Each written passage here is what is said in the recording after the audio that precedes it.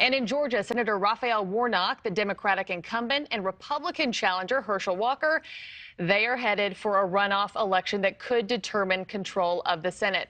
The stakes are high, and so are the costs.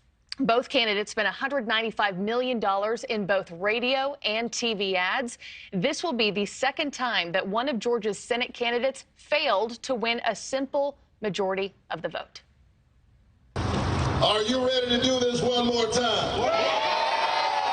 Incumbent Democrat Senator Raphael Warnock and Republican Herschel Walker will face off once again for Georgia's open Senate seat. Warnock outvoted Walker by about 35,000 votes in the November 8th election, but neither candidate had more than 50% of the vote, leading to a runoff between the two candidates.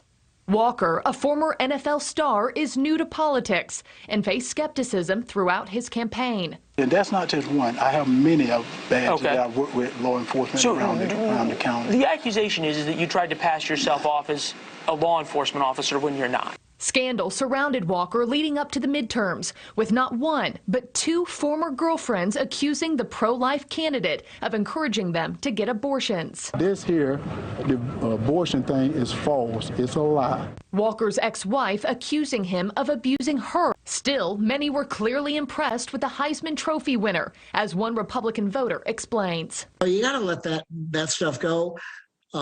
We can go back in history and look at all of the people we've had in elected office, presidents, senators, congressmen, that have had personal issues, if you will. Democrat Raphael Warnock, pastor of the historic Ebenezer Baptist Church, once led by Reverend Martin Luther King Jr., came into the election with more political experience, serving as Georgia's first African-American U.S. senator after winning a special election back in 2020, which also ended in a runoff.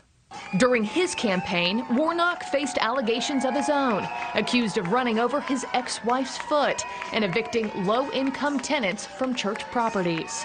So just to clarify, your position is that the allegations in these lawsuits are not true? I am saying that it is very obvious that my opponent and his allies are busy trying to sully Ebenezer Baptist Church. Some Democratic voters say in order to win, the Atlanta-based activist cannot take his supporters for granted this time. I think there are a lot of topics that he's not emphasizing on, and a lot of things that Georgians want to hear. Georgia is more than just Metro Atlanta. You know, rural Georgia has different needs. They have different interests. In a race many wouldn't have predicted would be this tight. All eyes will be on Georgia December 6th to see how the final act of this saga will end.